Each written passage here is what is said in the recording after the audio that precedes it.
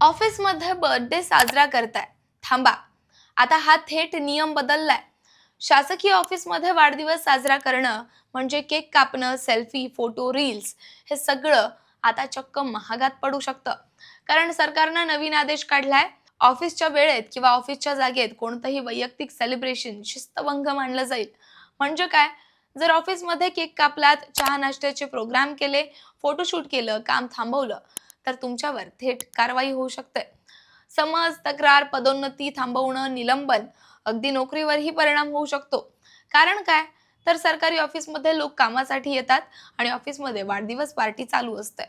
अशा वेळी कामं अडकतात, वेळ वाया जातो आणि सार्वजनिक पैशांचाही अपव्यय होतो. त्यामुळे सरकारनं स्पष्ट सांगितलंय की ऑफिस टाइम म्हणजे कामाचा टाइम, पार्टीचा नाही. आणि लक्षात ठेवा, निरोप समारंभ किंवा सन्मान कार्यक्रम असतील तरीही नियम पाळावे लागतील.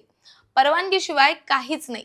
त्यामुळे सावध राहा आणि अशाच महत्त्वाच्या अपडेट्ससाठी त्याचं काय महाराष्ट्राला फॉलो आणि यूट्यूबवर सबस्क्राईब करायला विसरू नका.